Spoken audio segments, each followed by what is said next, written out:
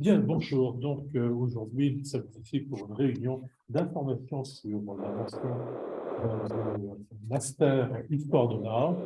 Une mention de master qui regroupe à la fois l'histoire de l'art moderne et l'histoire de l'art contemporain.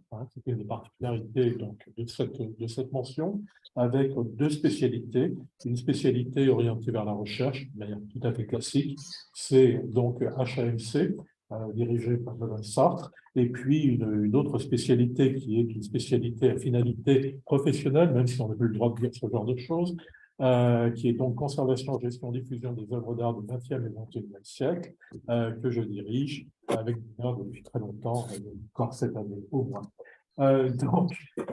Nous allons essayer de vous présenter et de répondre surtout à vos questions, parce que je pense que vous avez déjà regardé les documents qui sont disponibles sur le site de l'UFR3. Et donc, nous allons a priori procéder à partie. Une première partie, nous allons avoir donc notre adjoint administratif Fabrice Marty, qui est donc à ma gauche, oui, qui donc va vous expliquer toutes les particularités administratives et le déroulement. Ensuite, Madame Sartre vous parlera de la recherche et je finirai en vous parlant, bien évidemment, de la spécialité conservation. Fabrice. On va commencer directement par le parcours, non? Recherche, dans le sens de... Oui, vous ne croyez pas qu'il faut les généralités avant? Oui. Bonjour, ça va et toi? Oui, comme vous voulez. C'est pour ça que je fais bien. J'ai vu que Madame Piala avait envoyé ce matin des dates pour les candidats master qui se terminent. Alors, je vais faire un point, il y a tout qui s'affiche à l'écran. Donc, je me présente. Donc, je suis Fabrice Marty, je suis gestionnaire de la mention Histoire de l'art, de la mention de Master Histoire de l'art. Et donc, pour accéder aux deux formations, donc aux deux parcours, que ce soit le parcours Histoire de l'art moderne et contemporain ou le parcours conservation, gestion et diffusion des œuvres d'art, donc pour les étudiants titulaires d'un diplôme sanctionnant les études de premier cycle, donc à savoir un diplôme de licence principalement, l'accès donc à la formation se fait sur dossier de candidature. Les dossiers de candidature seront disponibles via la plateforme nationale. C'est bien la nouveauté cette année, la plateforme sera nationale et s'intitule Mon Master. La plateforme ouvrira la semaine prochaine, le 22 mars. Donc, notez bien cette date, ouverture de la plateforme le 22 mars. Et les candidatures, donc à la fois le dépôt des dossiers et le téléversement de vos pièces pourront être possibles jusqu'au 18 avril. La particularité, c'est qu'en master, dans le parcours HAMC, donc Histoire de l'art moderne et contemporain, la capacité d'accueil est à 40 étudiants. Pour le parcours conservation, gestion et diffusion des œuvres d'art, la capacité d'accueil est à 25 étudiants. Le 18 avril, l'application Mon Master fermera pour les étudiants. Donc, vous n'y aurez plus accès. Ce qui me revient à vous dire que jusqu'à cette date, vous avez accès à votre dossier, vous pouvez verser les pièces qui sont demandées. Après cette date, vous ne pourrez plus rien verser sur l'application. Vous ne pourrez pas non plus nous envoyer, donc, c'est-à-dire nous, les secrétariats pédagogiques, les pièces qui manquent à votre dossier. Ils ne pourront pas être pris en compte. Donc, vous avez cette période du 22 mars au 18 avril pour candidater en master. Le dossier de candidature est sensiblement le même pour les deux parcours. Vous avez un dossier à compléter, donc sur l'application, vous avez une base de données à compléter. Vous aurez un fond de dossier, donc c'est-à-dire quelques pages en PDF à télécharger et à compléter. C'est ce qu'on appelle la fiche de renseignement. Et le dossier se compose de pièces obligatoires ou facultatives.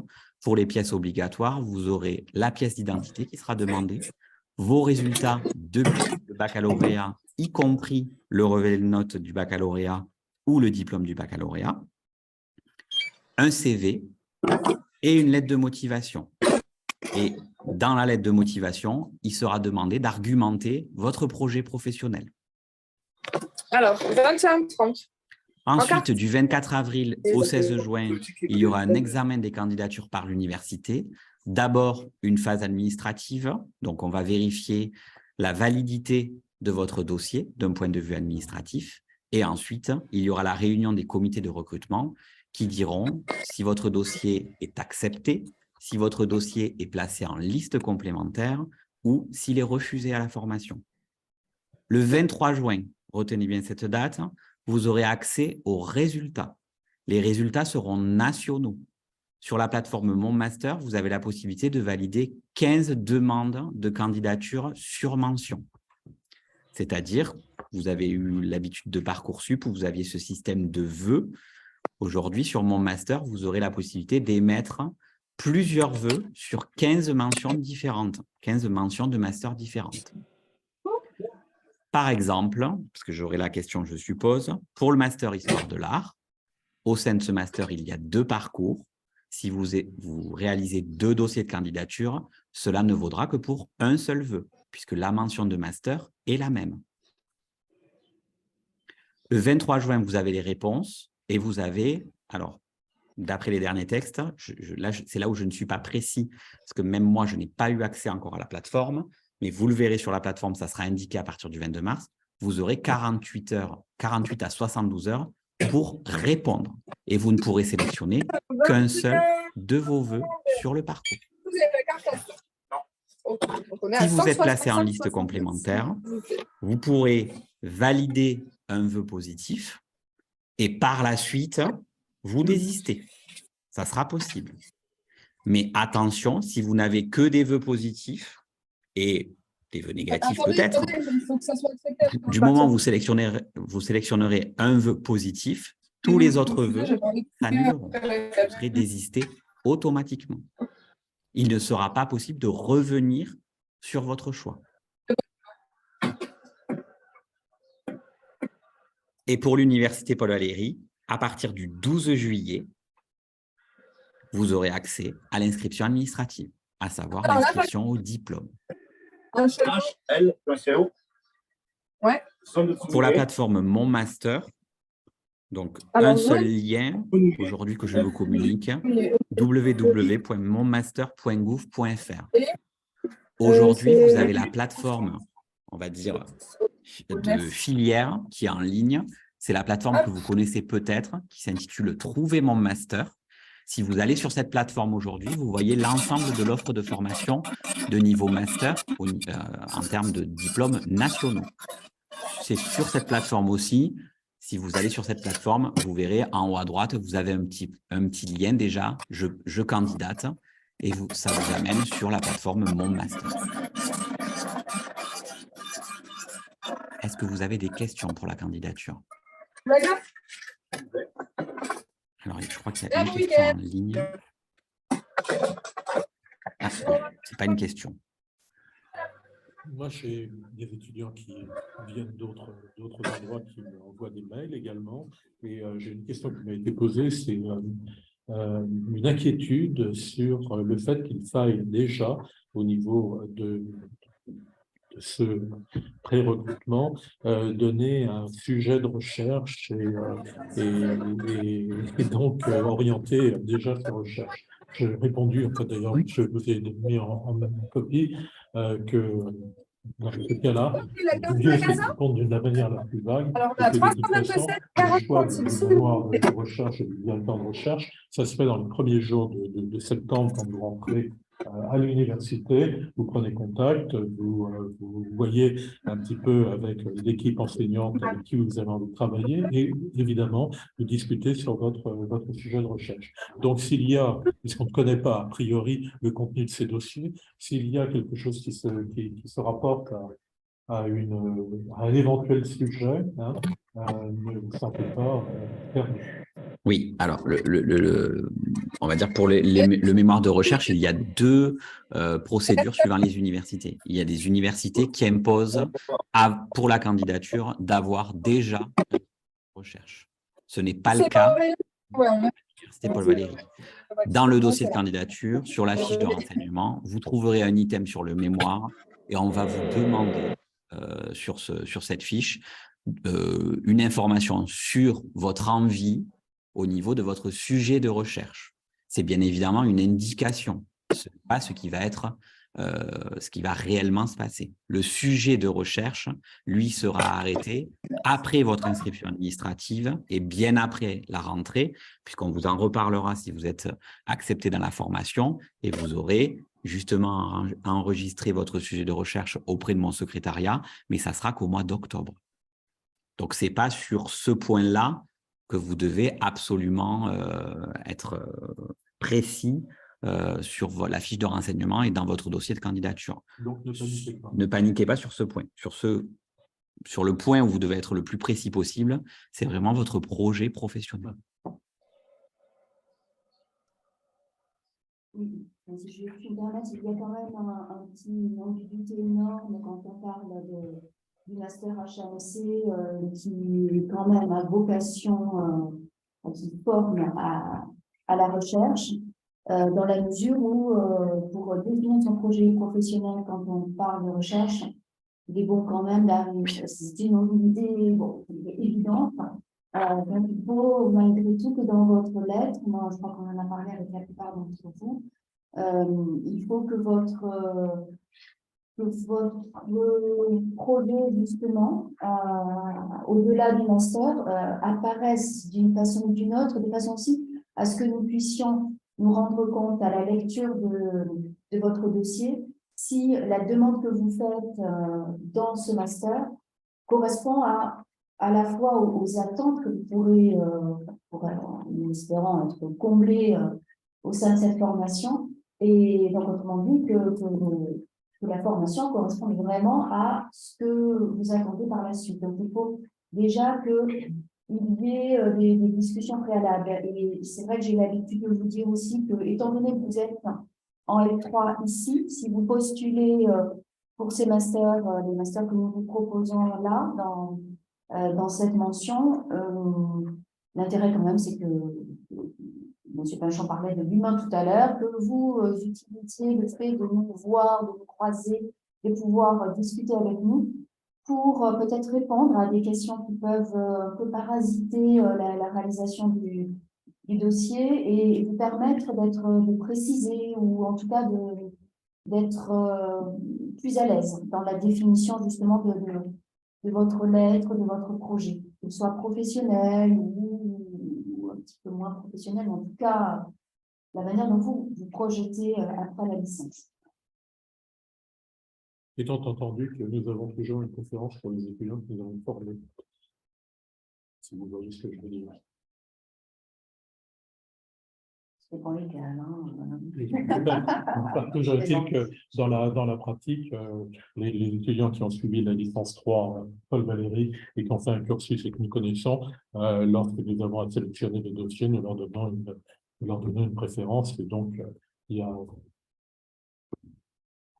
beaucoup plus simple de vous choisir comme ça et pour vous, sachez que c'est quand même plutôt une sécurité. Par contre, si vous êtes un personnage infâme que personne n'a envie de voir, ça c'est une autre paire de manches. Voilà. Sur le recrutement, est-ce que vous avez des questions? Non. Est-ce que parmi vous, il y a des étudiants peut-être en reprise d'études ou en changement de formation qui souhaiteraient candidater directement en Master 2? Non.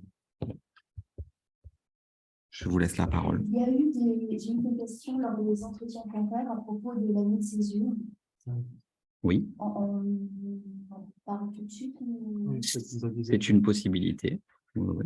A priori, certains sont intéressés. Donc, c'est tout à fait possible. L'année de césure donc, est une année qui est possible pour les étudiants. Elle est soumise à inscription directement au diplôme. Donc, vous avez la première phase qui est la phase de candidature. Vous devez être accepté à la formation et procéder à votre inscription administrative. Du moment où vous aurez votre certificat de scolarité, c'est à ce moment-là que vous pourrez proposer donc le dossier de césure qui sera présenté en commission.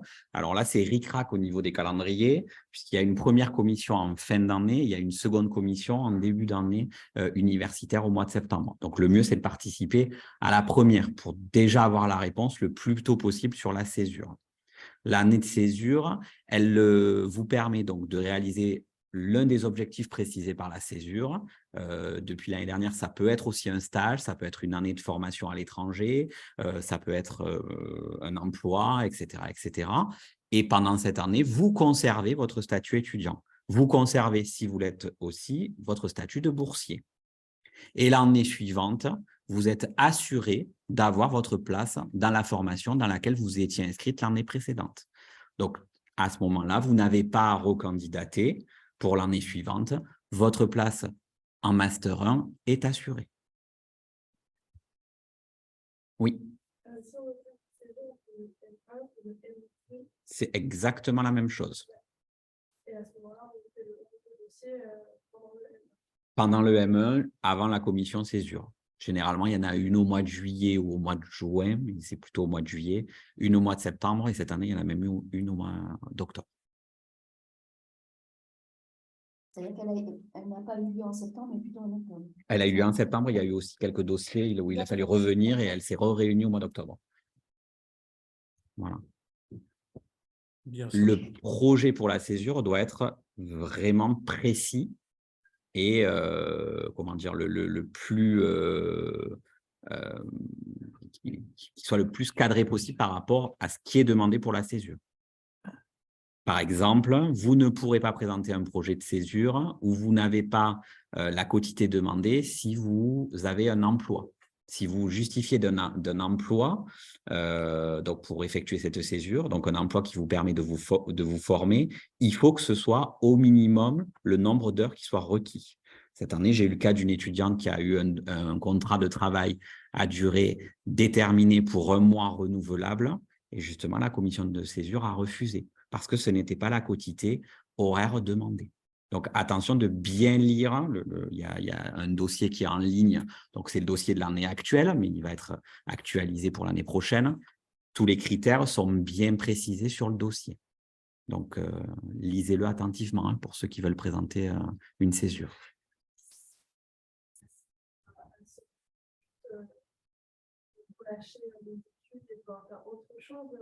Et c'est justement autre chose. La commission césure, elle est là pour examiner ce que vous allez faire pendant cette année. Ce n'est pas obligé que pédagogiquement, ce soit en lien avec votre discipline. Ce n'est pas une obligation, mais vous ne pouvez pas être chez vous à ne rien faire. Bien. Pardon, j'ai juste une dernière question. Est-ce qu'il y a à l'issue de l'année un compte rendu, quoi que ce soit à rendre? C'est au choix de l'étudiant. C'est au choix de l'étudiant. C'est possible, il y a la possibilité d'avoir un suivi pédagogique ou non. Okay. On va peut-être rentrer dans le vif. Très bien.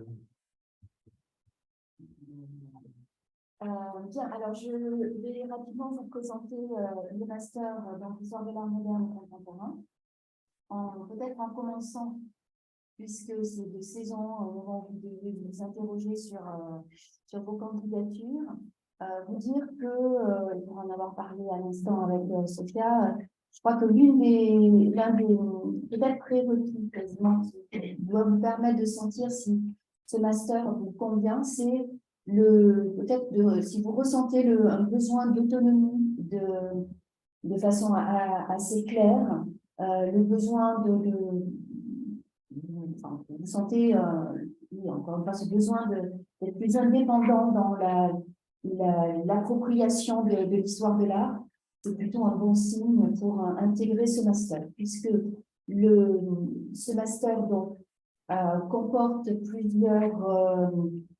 plusieurs axes. En premier lieu, le mémoire, dont il a déjà été question, c'est-à-dire que bon, moi, à titre personnel, j'ai tendance quand même à dire que si vous arrivez à l'issue de vos examens à avoir en tête un cadre, même sans qu'il soit précis, très précis, mais un cadre pour, ne serait-ce que pendant les vacances, commencer à lire, enfin, ne pas arriver en septembre en sentant une angoisse totalement différente par rapport au choix du sujet, c'est peut-être mieux.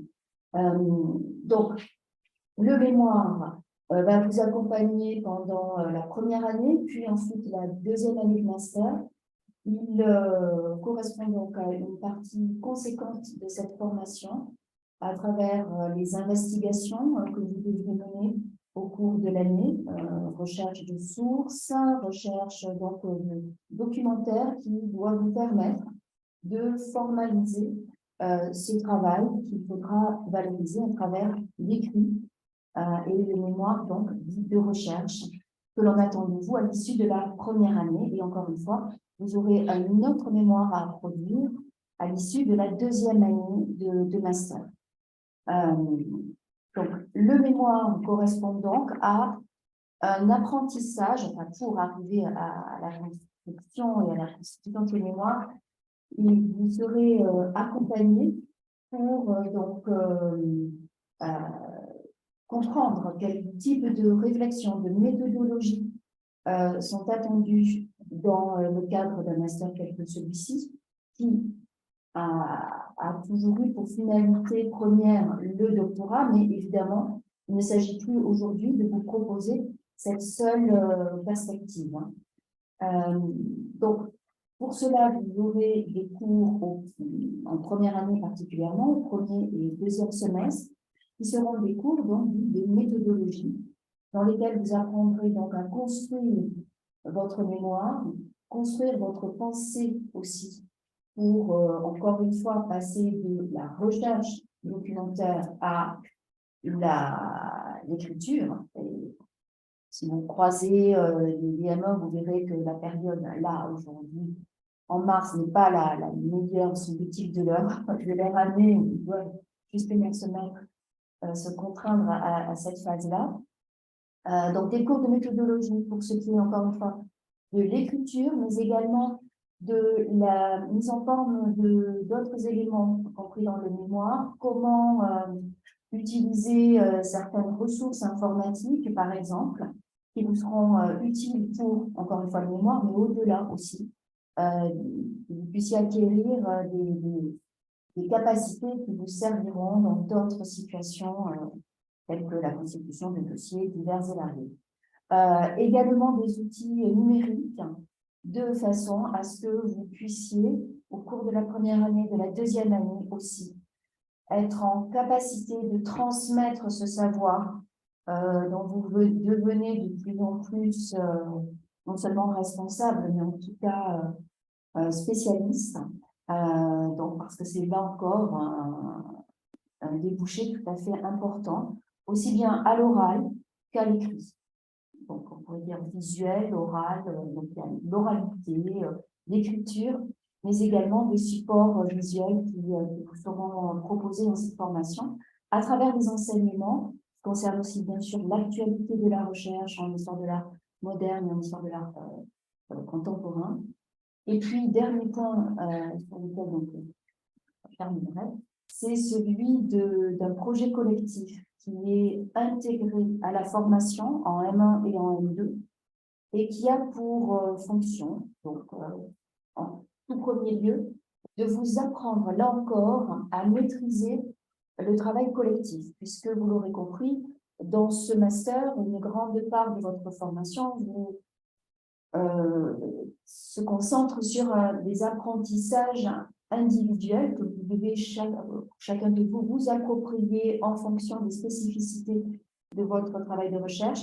Et à côté de cela, vous aurez à travailler en groupe au sein de votre promotion, mais également avec d'autres promotions, le master CMH, collection des musées d'art et d'histoire, et le master LACME, master de lettres. De lettres, voilà. Classique.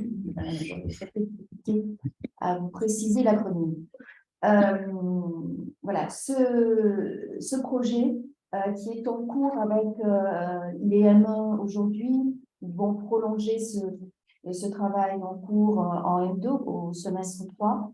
Et nous vous inviterons, pour ceux qui seront retenus dans ce master HAMC, à intégrer ce projet en cours qui comporte un certain nombre de valorisations, et vous serez amené donc à contribuer à ce projet collectif, encore une fois, qui porte sur une famille de sculpteurs des 19 et 20e siècles, un corpus complètement inédit et que nous commençons donc là à valoriser à travers, encore une fois, non seulement le travail que l'on vous demande de fournir, mais aussi des outils que l'on va vous proposer de connaître et d'apprendre, encore une fois, à maîtriser pour pouvoir produire donc différents éléments donc, au sein de ce projet. Oui, je crois qu'il faut préciser également que le mémoire que vous allez donc entreprendre, a priori, c'est un mémoire que vous allez développer sur 2 ans. La première année étant une étape et la deuxième année, c'est le mémoire définitif de master, qui au passage peut être également la porte d'entrée vers le doctorat. C'est ainsi que le législateur le souhaite en tout cas. L'autre chose, on vous a parlé des délais, des étudiants qui actuellement sont en pleine écriture, pour une raison très très simple, c'est que la soutenance du mémoire de M1 doit intervenir avant, je dis bien la soutenance, ce n'est pas le rendu du mémoire, la soutenance avec le directeur de recherche doit intervenir avant le 15-20 juin. Donc, on est avec des délais qui sont très très réduits, puisque l'année universitaire commence aux alentours du 15 septembre, et vous devez avoir fini votre mémoire, non pas c'est en septembre pour le mémoire, sauf cas très, très exceptionnel de maladie, mais c'est réellement rarissime. Et donc, vous devez mener à bien votre recherche sur un laps de temps réduit. Donc, de l'intérêt de commencer à réfléchir sur le type de sujet que vous aimeriez traiter, sur en tout cas les grandes branches de l'histoire de l'art qui pourraient donc vous intéresser.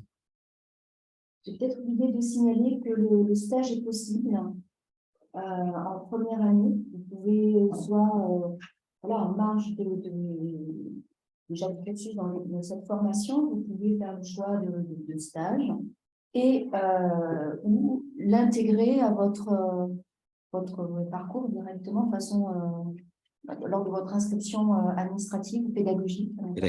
Pédagogique. Là, il y a des dates à respecter absolument, donc si c'est quelque chose que déjà vous sentez nécessaire dans justement dans votre projet professionnel, n'hésitez pas à en parler assez rapidement au directeur et à la directrice de votre mémoire pour que vous puissiez mettre en place tout cela dans les délais requis.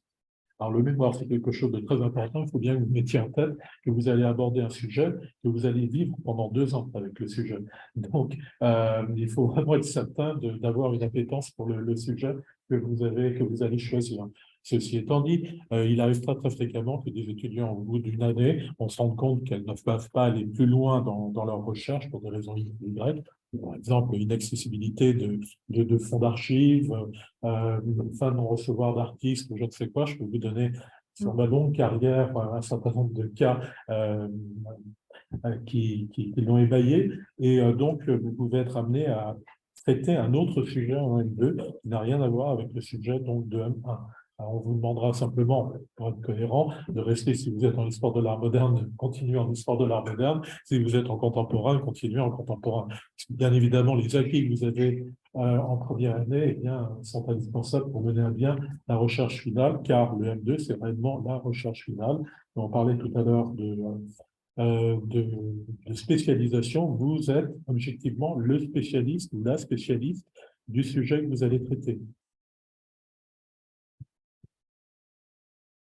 Peut-être une remarque là aussi qui me vient, c'est en discutant avec certains d'entre nous, si, et en partant peut-être de vos centres d'intérêt sur telle ou telle période, soyez vraiment réceptifs aux propositions que l'on peut vous faire. Nous sommes là, pas là vraiment à vendre des sujets, évidemment, mais si nous vous alertons sur la pertinence de tel ou tel sujet, faites-nous confiance. Vous avez intérêt à nous faire confiance. C'est que l'on sait, on sent que plutôt que de travailler sur ce sujet-là que vous avez en tête, si on ne va pas vous proposer un sujet totalement différent, mais si on vous pousse à le décaler un tout petit peu et avec une proposition voilà, singulière encore une fois, je crois que vous avez vraiment intérêt à y réfléchir sérieusement. Nous ne le faisons pas par hasard pour nous, hein, mais clairement avec des viser à moyen terme pour vous? Et le cas général, ce sont des étudiants qui viennent avec leur sujet ou leur envie de sujet et on discute. Lorsque nous avons fait nos études, je pense que c'est le cas, les directeurs de recherche donnaient des sujets et donc on prenait le sujet qui avait été prédéterminé. Ceci étant dit, ça permettait également de belles opportunités pour la poursuite des carrières. Je parle de mon cas, c'est à partir de la maîtrise, j'ai été particulièrement cadré et donc on a pris du temps. Donc voilà. Pour l'équipe enseignante, je crois il est bon de préciser un certain nombre de choses. Bon, pour le contemporain, je donnerai la parole à ma collègue. Nous avons donc une équipe qui est composée de moi-même, de Mme Prespoche, de M. Botois, étant entendu que Franck Claustra, a priori, ne devrait pas prendre de recherche. Hein? Non. Donc voilà, pour l'art contemporain, 3 possibilités, 3 directeurs de recherche auxquels vous pouvez donc vous adresser. Pour le moderne, je crois que vous avez Madame Bozin. Madame Pellicer, Voilà. Donc, pour le moderne, deux directrices là pour la rentrée. Il s'agit donc de Madame Bozin et de moi-même. Et pour ce qui est plus largement des intervenants en moderne, je réserve un petit peu cette... je réserve, mais comment dire, quelques mystères, c'est-à-dire que là, il y aura très certainement... Enfin, je peux, très clairement, je ne peux pas vous dire qui interviendra parce qu'il y aura des intervenants qui ne sont pas encore nommés à ce jour pour l'art moderne. Voilà. Pour un certain nombre d'enseignements. Et pour la direction de recherche, de toute façon, il y a deux possibilités. Oui, absolument. Madame Mézin, voilà. Quelque chose? Moi, vous avez des questions. J'ai prévu de faire un stage et je sais qu'il va être longtemps avec mon sujet de mémoire.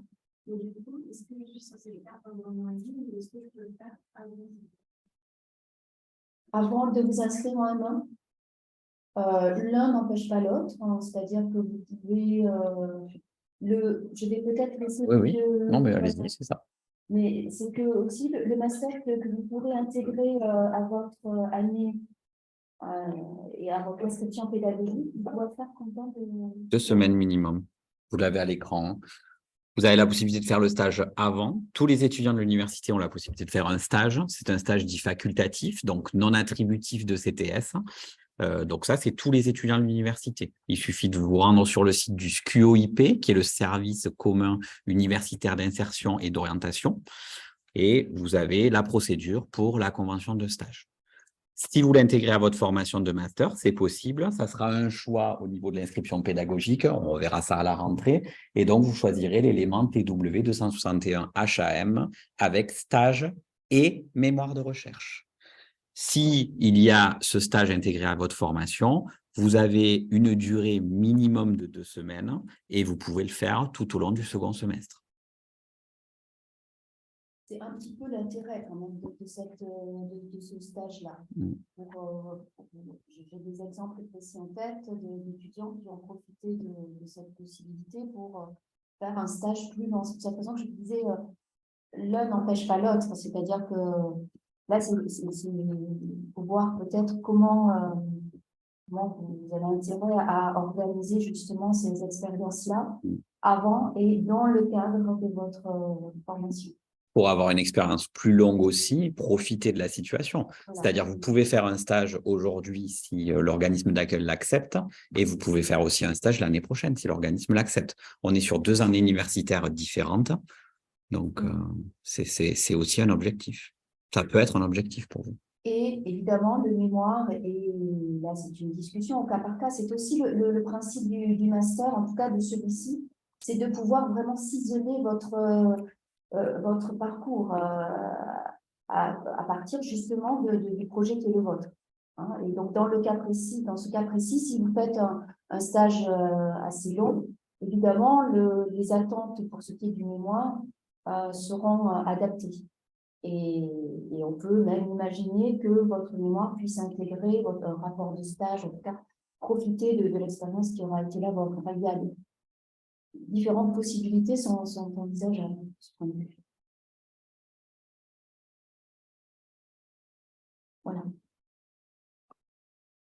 Il y a une conservation de gestion diffusion des œuvres d'art du XXe et XXIe siècle, connue sous l'acronyme CG2XXX1. Voilà. Donc, c'est une formation dite professionnalisante. On n'a plus le droit d'utiliser ce terme, mais c'est une réalité. C'est une formation qui donc existe depuis longtemps. Elle a été créée en 1995 sous la forme donc d'un DESS. Elle a été transformée en master en 2004. Et c'est une spécialité qui parfois a une bonne notoriété, très bonne notoriété, avec on rencontre nos anciens étudiants un petit peu partout en Europe et autre part, avec des postes qui peuvent être réellement tout à fait étonnants et intéressants. Ça, c'est le préambule. Donc, c'est une spécialité à type professionnalisante a priori, qui porte sur le deuxième XXe siècle. Hein. Il faut bien comprendre que nous sommes sur l'art tel qu'il est, l'art contemporain, et l'art le plus actuel également, qui est donc un des objectifs de l'enseignement et bien évidemment des finalités professionnelles. Donc, vous êtes avec un master, une spécialité de master qui se répartit sur 4 semestres, 2 semestres en première année, 2 semestres en deuxième année, c'est pas évident. Le premier semestre, vous aurez des cours notamment de méthodologie, vous aurez un certain nombre de cours qui seront communs aux 2 formations, parce que tout dépend, c'est la culture générale et également culture générale qu'il vous faut acquérir, et également donc la méthodologie, car la particularité, c'est que vous avez un mémoire de recherche, donc au deuxième semestre, enfin, un mémoire de recherche que vous soutenez au deuxième semestre, que vous choisissez donc légalement au début de l'année universitaire. Même chose, vous choisissez un enseignant qui intervient donc dans cette spécialité donc de recherche, avec la possibilité d'inclure également quelques intervenants extérieurs, notamment Madame Pascale Samuel, qui est conservateur donc au musée d'art juif à Paris et qui est PASC, c'est-à-dire maître de conférences associé dans notre département pour cette spécialité, avec une spécialité sur la conservation préventive et sur les problèmes de régie des œuvres. Car la conservation et la régie des œuvres fait partie des spécialités reconnues de notre diplôme.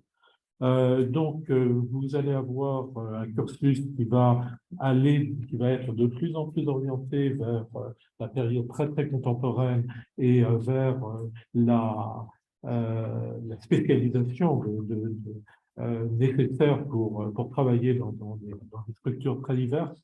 Hein. Pour vous donner une idée, nous avons des gens qui interviennent donc dans des galeries, nous en avons d'autres qui sont dans des musées ou des structures institutionnelles, structures associatives également. Le champ est très très large. On a, je ne sais plus combien d'étudiants on a pu former, mais c'est assez considérable.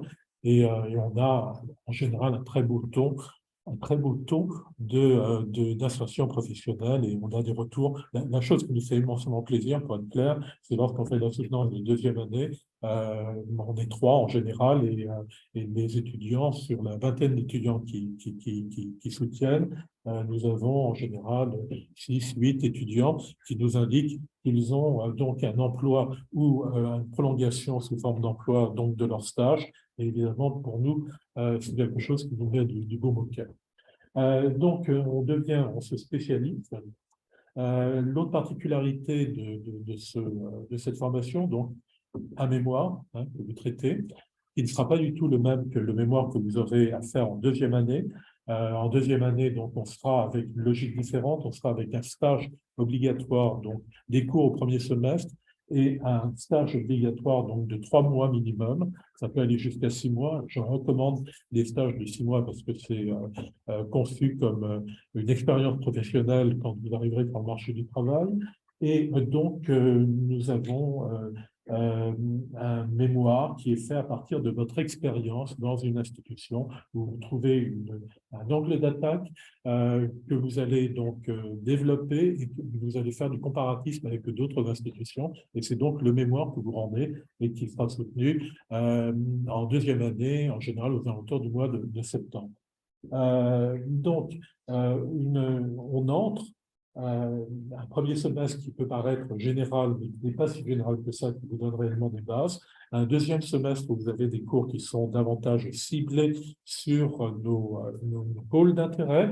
Là, le troisième semestre, vous avez donc des cours qui vont prendre des directions, bien sûr avec l'histoire de l'art, mais vous aurez des cours sur le marché de l'art, vous aurez des cours sur la comptabilité, comment lire un bilan comptable et préparer les documents pour un commissaire aux comptes, des cours de droit sur la propriété artistique, propriété du droit des œuvres, etc., avec Madame Robin qui est prof à Montpellier, l'université de Montpellier. Vous aurez des cours en première année, deuxième année sur la manière de communiquer avec les journalistes, le communiqué de presse également, communiquer sur les réseaux sociaux. Bref, on est vraiment avec quelque chose qui est spécialisé, ce qui devient de plus en plus approfondie. Et d'autre part, une particularité de cette spécialité de master, c'est que vous avez un très très grand nombre d'heures de cours en histoire de l'art contemporain. Vous avez en deuxième année, c'est 84 heures, si mes souvenirs sont bons, 84 heures. En première année, c'est à peu près équivalent, mais en deuxième année, sur un semestre, vous avez 84 heures de cours. Et donc, bien évidemment, c'est quelque chose qui est une originalité par rapport aux autres masters offerts par la carte universitaire française, où vous avez beaucoup moins d'heures de cours d'histoire de l'art contemporain. Je dis bien contemporain dans le master. Voilà, grosso modo, ce que je peux donc vous dire. Le mémoire de recherche, bien évidemment, est quelque chose de très important. Il vous permet, notamment si vous avez donc l'envie, au-delà du master, et bien de vous projeter dans le LMD, licence, master, doctorat. Donc, c'est la raison pour laquelle j'avais mis en place depuis très longtemps, avant que le ministère ne le demande, ne l'impose, ce mémoire de recherche, ayant été confronté à des problèmes avec les écoles doctorales de l'Université Montpellier 3. Et donc, ce mémoire de recherche est important. Il compte pour la moitié des ECTS du deuxième semestre. C'est bien sûr la preuve de son importance. Bon, voilà. Les stages, vous pouvez faire des stages en première année. C'est non obligatoire, mais hautement recommandé. Vous pouvez les faire dans le cours de l'année. On a des cas, notamment avec des galeries ou des galeries montpelliéraines où des étudiants peuvent faire des stages et où ils sont en galerie pour plusieurs après-midi, donc dans la semaine. Et puis, vous pouvez faire des stages, évidemment, pendant la période des vacances. Et bien évidemment, les stages sont vraiment bienvenus. Le stage de deuxième année, c'est un stage vraiment essentiel. C'est le stage qui va donner la coloration donc, de votre futur professionnel. Vous allez vous orienter vers une galerie, le marché de l'art, vous allez vous orienter vers des fonds régionaux d'art contemporain ou des structures dites associatives d'agents d'artistes ou autres. Donc, c'est à ce moment-là, dans le choix de votre stage et de mémoire, que vous allez donc montrer votre intérêt pour un domaine qui sera, on l'espère, le domaine dans lequel vous officierez pendant votre activité professionnelle. Je ne sais pas, est-ce que vous avez des questions? Il doit y avoir des questions de toute façon. Attendez, j'ai rencontré certains d'entre vous auparavant, donc... Pas de questions? Bon, ben voilà, c'est merveilleux. Il n'y a pas de questions non plus en distanciel. En distanciel, est-ce que vous avez des questions?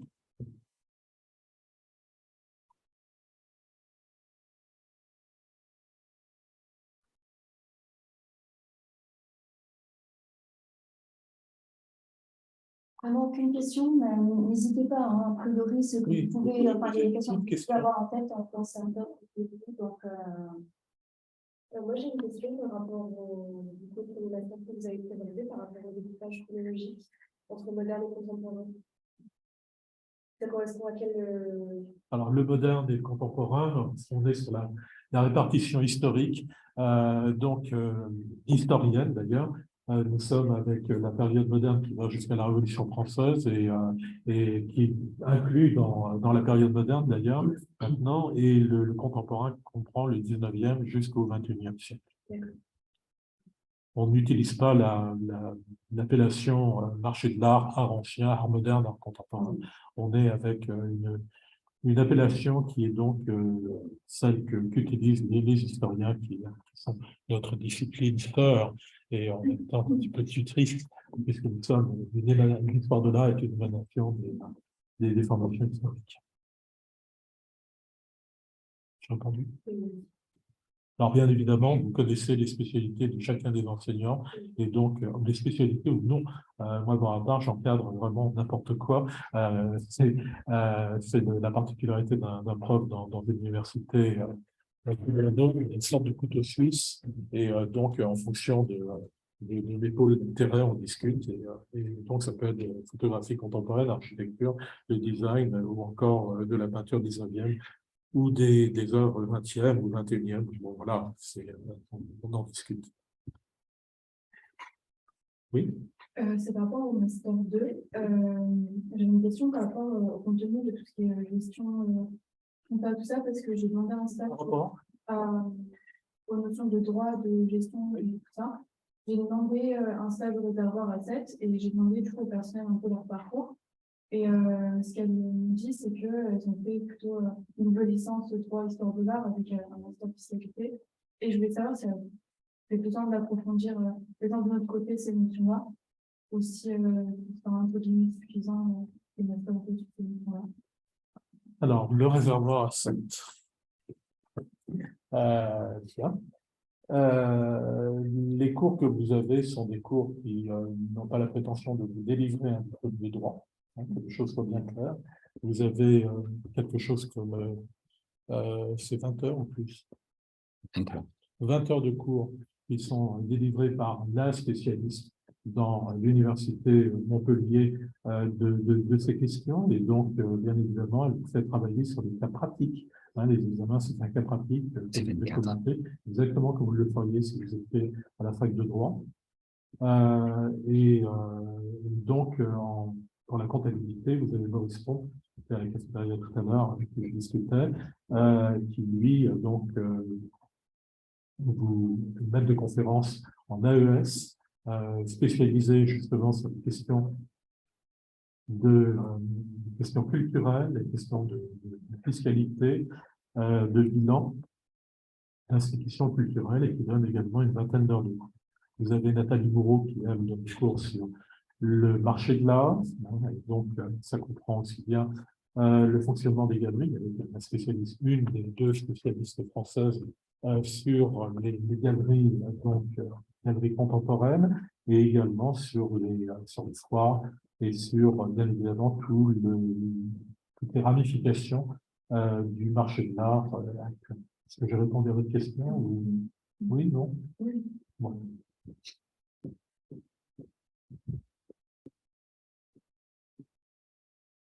Soit dit en passant, le droit, ça donne parfois des résultats qui ne sont pas très brillants par nos étudiants.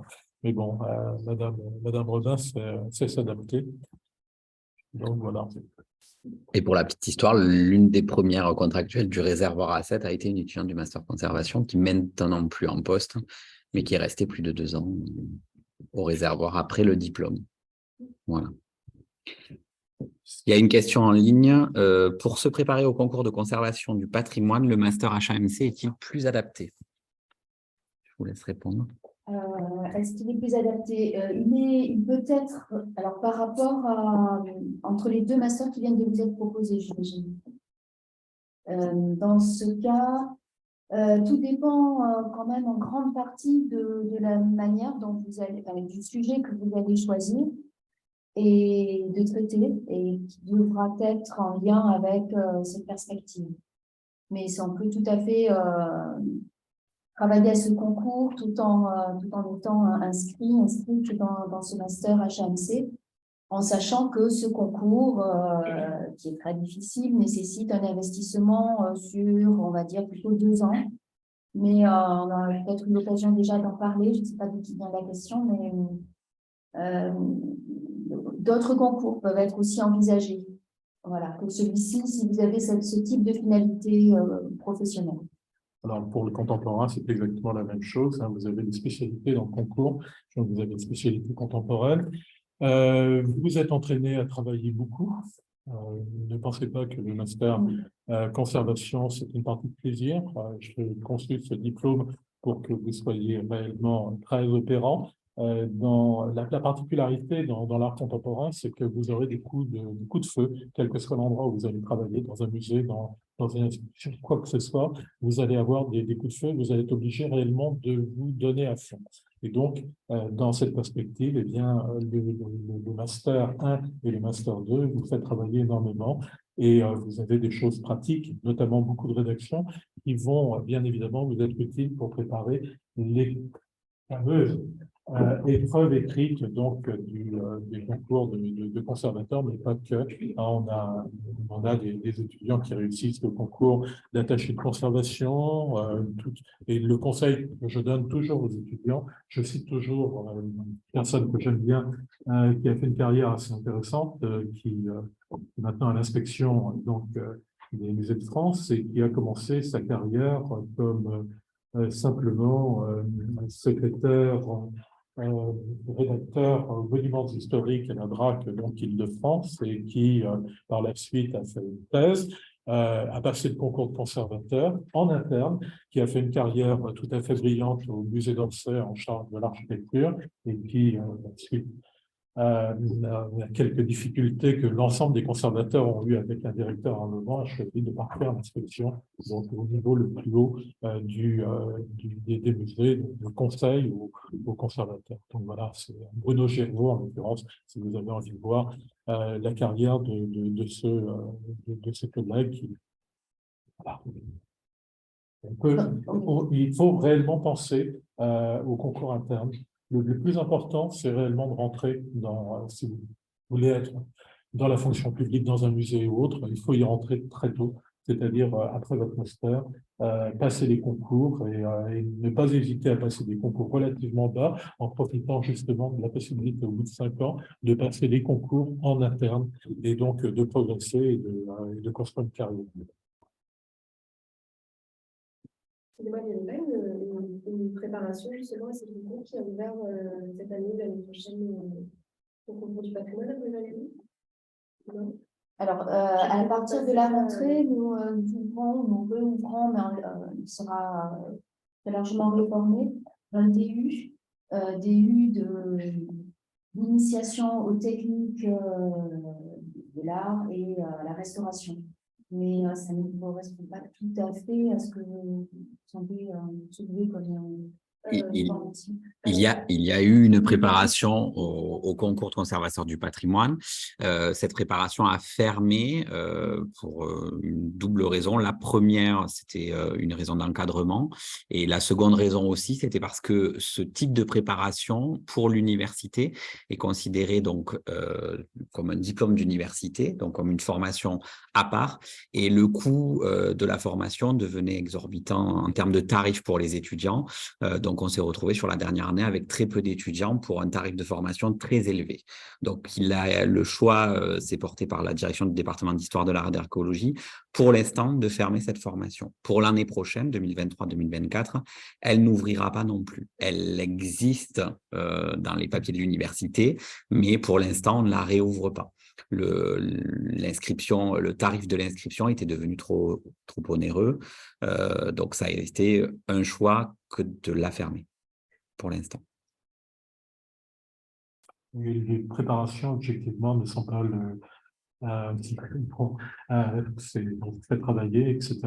Mais dans les autres universités, c'est pas pour autant que vous avez une meilleure réussite du concours. Clair. Bon, voilà, donc si vous poussez jusqu'au bout, je vous expliquerai qu'il vaut mieux vous faire chez Sciences Po pour passer le concours du conservateur et le réussir en moins de 3 fois, plutôt que de faire une préparation à Paris 4, par exemple. Oui, oui, tout à fait. Enfin, je crois qu'on est complètement dans l'ère du temps. Je crois que j'en ai parlé à certains d'entre vous. Hein. On demande de plus en plus des gestionnaires et des personnes qui sont capables de parler de tout. Voilà. Et de brasser très large. Et donc, pour cette raison, c'était un des aspects de ma réponse tout à l'heure. D'autres concours sont certainement préférables. Il faut vraiment en parler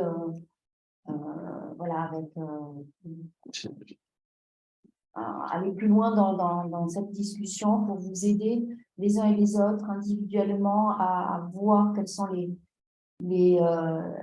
quel intérêt vous avez à plutôt vous tourner vers tel ou tel concours en fonction encore une fois, de votre profil et de vos projets. Et ne perdez pas de vue que vous êtes en Europe. Donc, moi, pour ma part, j'encourage très largement les étudiants à aller voir ailleurs si l'herbe est plus verte. Nous avons beaucoup d'étudiants qui ont fait des carrières tout à fait intéressantes en partant à l'étranger. Il y a des belles opportunités pour l'art contemporain, il y a de très belles opportunités vers le nord de l'Europe, vers la Suisse. En Belgique, je sais que ça devient plus difficile pour les Français de venir en Belgique parce qu'ils commencent à en avoir assez de voir débarquer des Français. Donc, ça, c'est une autre paire de manches. Mais la mobilité, c'est vraiment quelque chose qui est indispensable. Il faut bien comprendre que vous ne ferez pas carrière en restant sur Montpellier, que vous soyez en moderne, que vous soyez en contemporain, que vous soyez en spécialité recherche ou en spécialité professionnelle. Il faut réfléchir à l'opportunité, aux opportunités qui vous sont offertes partout. Et les musées, il y en a extérieurs. Les critères de recrutement du musée américain n'ont rien à voir avec les critères de recrutement des musées français. Pour reprendre la réponse à votre question, et je rejoins ce que viennent de dire M. Pinchon et Mme Sartre, le concours de conservateur du patrimoine est un concours d'excellence. Nous avons de très bonnes réussites au concours de la part de nos anciens étudiants. Et c'est là où je rejoins ce que disait M. Pinchon. Ne croyez pas que ce concours est inaccessible. C'est un concours qui est accessible, mais on a eu plusieurs cas ces dernières années, d'ailleurs on s'en félicite, d'anciens étudiants qui ont réussi ce concours, mais généralement soit par la troisième voie qu'on appelle, donc la voie externe au concours, soit par la voie interne aussi, et donc c'est comme ça que le concours peut être réussi. Mais ce sont des gens qui avaient quand même des personnes qui étaient soit en reprise d'études pour certains, qui avaient repris les études et qui avaient présenté le concours dans ce cadre, soit qui ont présenté par la troisième voie directement. Voilà.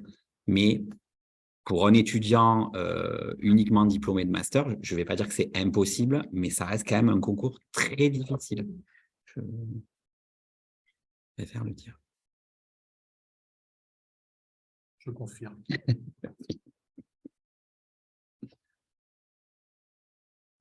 D'autres questions ou remarques? Alors, s'affiche à l'écran les coordonnées de Mme Sartre pour la responsabilité du master HAMC, mes coordonnées aussi, donc en tant que gestionnaire de formation. Je vais afficher les coordonnées de M. Pinchon, donc pour le parcours conservation, gestion et diffusion des œuvres d'art. Je vous indique aussi donc que toutes les informations sont disponibles sur le site de l'université, sur le site de la faculté des sciences humaines et des sciences de l'environnement. Donc, c'est la composante de l'université à laquelle est rattaché le diplôme de master histoire de l'art. Vous retrouverez aussi des informations sur le site internet des formations de l'UFR3 et vous retrouverez dans le petit livret d'ICOPRO donc les informations sur l'insertion professionnelle par diplôme. J'ai pour habitude de dire aussi aux étudiants en réunion de rentrée, donc si vous êtes là en septembre à la réunion de rentrée, de profiter entièrement de vos années de master. Ce sont généralement les meilleures années pour les étudiants. Ne perdez pas de vue qu'il faut être motivé, qu'il faut avoir aussi à cœur de réaliser l'ensemble des projets, l'ensemble des demandes qui sont faites dans le cadre de votre formation. Avec modestie, Mme Sartre vous a présenté le projet collectif du Master HAMC. Je rappelle quand même que pour ce projet, nous avons reçu 3 financements. Un financement de l'université par le biais du Conseil des composantes, un financement de la CEVEC, c'est quelque chose qui vous parle puisqu'en fait, c'est vous qui contribuez à alimenter ce budget CEVEC. Donc, c'est aussi sur ce projet qu'on retrouve du financement.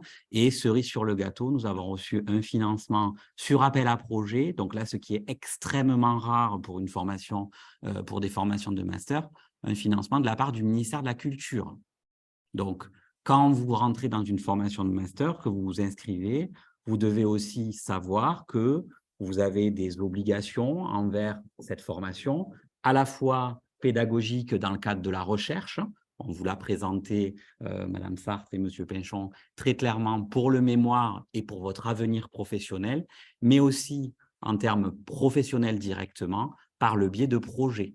Et là aussi, dans le master conservation, gestion et diffusion des œuvres d'art, vous aurez à réaliser un projet collectif. Généralement, c'est sous la forme d'une exposition ou ça peut être sous d'autres formes. Et dès le second semestre du master, vous allez devoir vous investir par le biais d'une association étudiante qui est l'association Carbone 14 pour la réalisation de ce projet dont la finalité a lieu au mois de novembre. Et là, vous êtes laissé...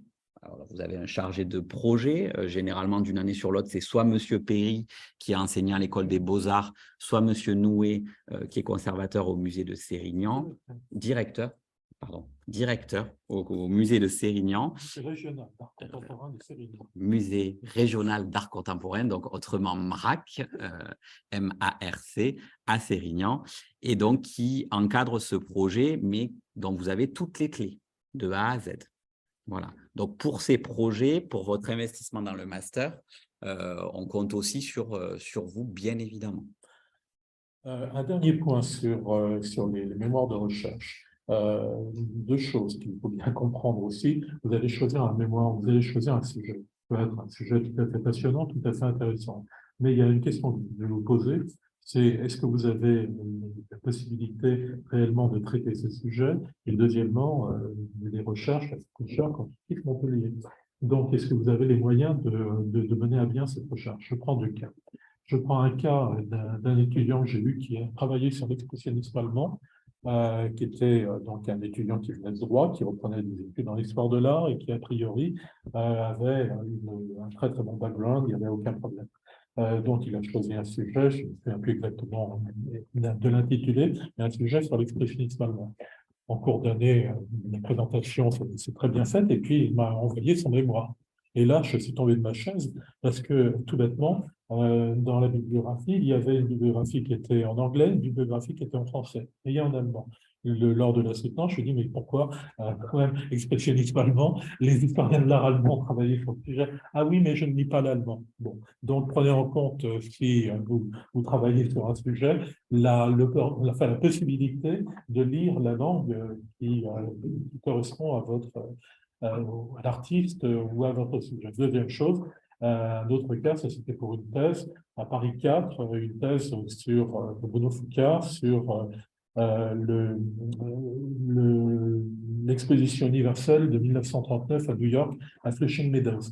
Et là, la candidate nous a rendu un très beau mémoire, très belle thèse sur les rapports entre la France et les États-Unis pour la construction du pavillon à l'exposition universelle, mais on s'est aperçu, alors je me suis aperçu, j'étais rapporteur, il n'y avait rien du côté américain. Donc, on a été amené à lui poser la question et elle nous a expliqué que, ma foi, elle avait exploité toutes les ressources du côté de France, qu'elle avait passé 15 jours à New York, mais que ce n'était pas assez pour faire ses recherches.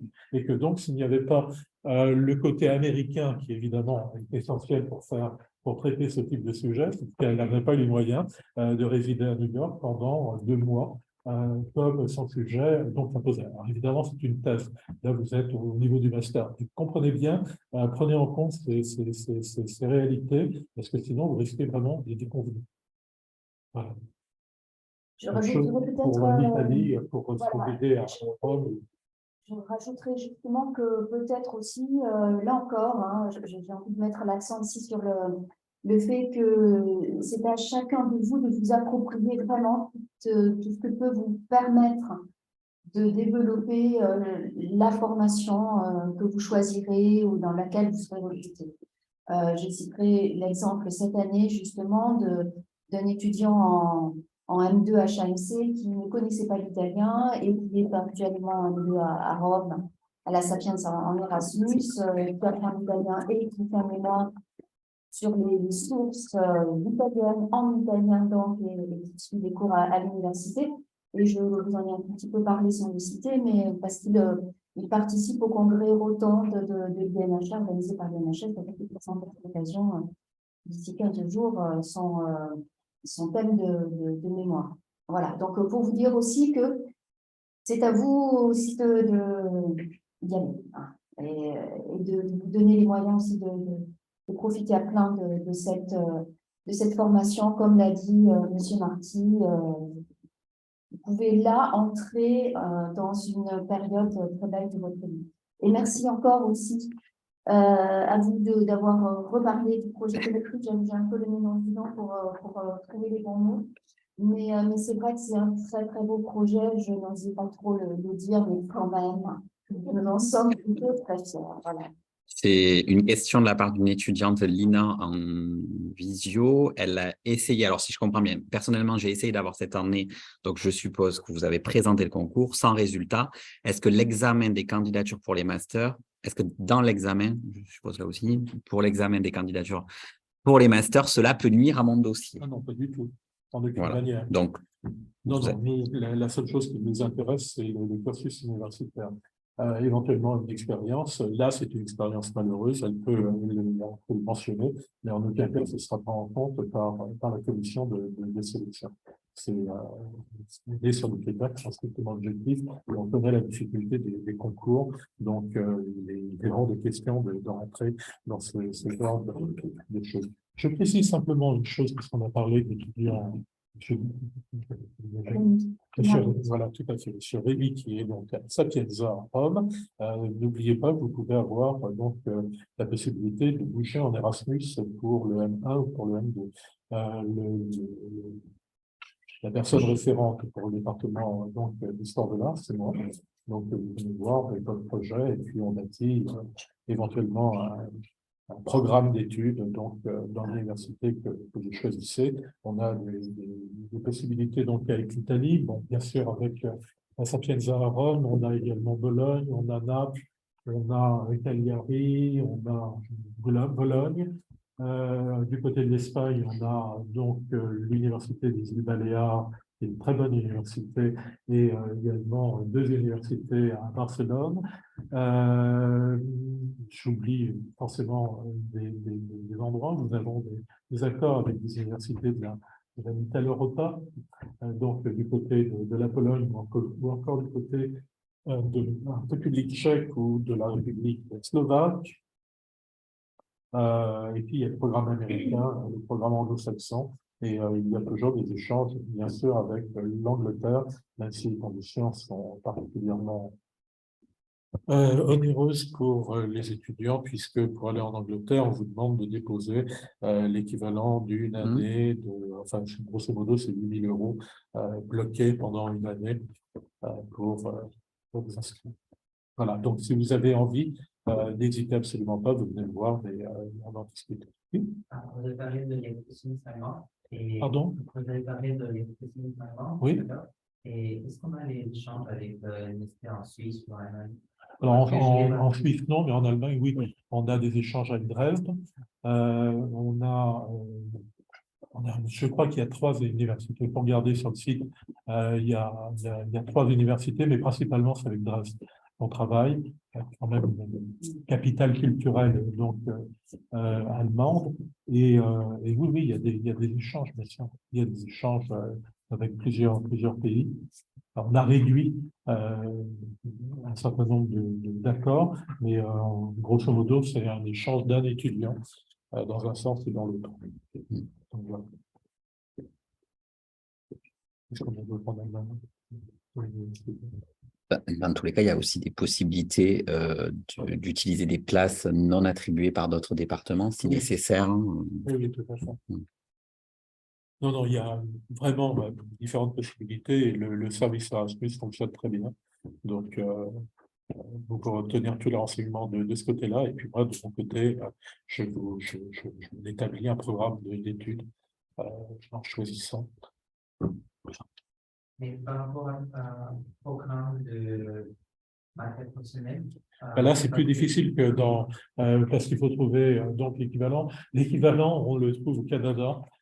Donc, essentiellement, retrouver l'équivalent donc des UE professionnels qui vous sont donnés, c'est réellement très, très difficile. Voilà. Et Erasmus serait plutôt pour les étudiants qui vont en recherche, où là, on bâtit un programme beaucoup plus facilement.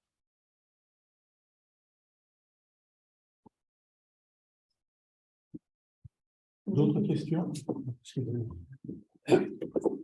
D'autres questions? Pas d'autres questions? Pas de questions derrière? Est-ce que vous avez des questions en ligne? Pas de questions? Eh bien, nous sommes très heureux donc, de vous voir aujourd'hui et nous espérons vous voir lors de la rentrée au début du mois de septembre. Et n'oubliez pas de respecter les délais qui vous ont été donnés par Fabrice Marty. Fabrice, vous avez indiqué votre bureau, etc. sur... Oui, le PowerPoint sera disponible en ligne, hein, à la fois sur l'onglet où vous avez trouvé donc l'information sur les réunions et sur l'onglet présentation des formations aussi. Donc, vous pourrez retrouver toutes les dates, toutes les coordonnées. Et pour la localisation de mon bureau, oui, c'est le bureau C09 au bâtiment C qui est actuellement bloqué. Donc, pour l'instant, vous pouvez me contacter par mail et par téléphone aussi quand je suis disponible. Voilà, mais par mail, privilégiez le mail. Et effectivement, ne ratez pas les dates qui vous ont été données pour l'inscription, mais avant tout, validez votre L3. Oui. Quelles que soient les conditions sont les nôtres en ce moment, accrochez-vous pour voilà, aller au bout de ce semestre. Bien, nous vous remercions.